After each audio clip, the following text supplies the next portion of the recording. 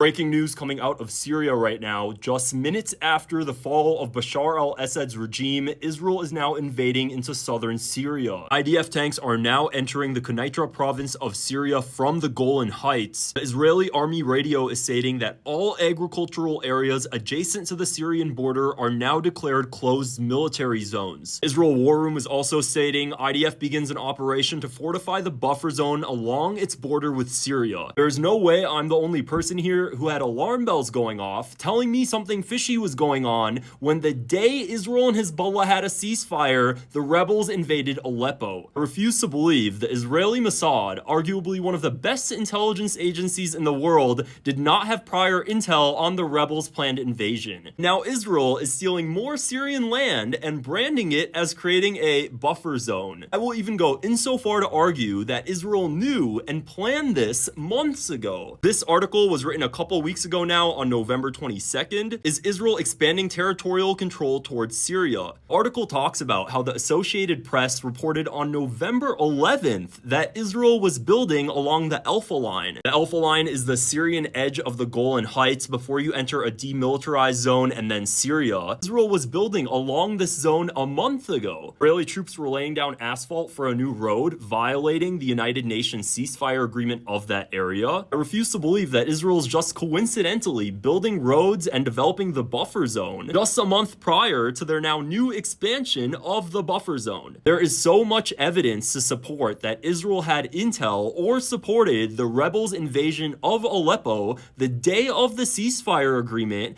in order to eventually overthrow the Assad government and expand beyond the Golan Heights. Over the next year, especially into Trump's presidency, there is a high likelihood that Israel is going to continue to expand this so-called buffer zone.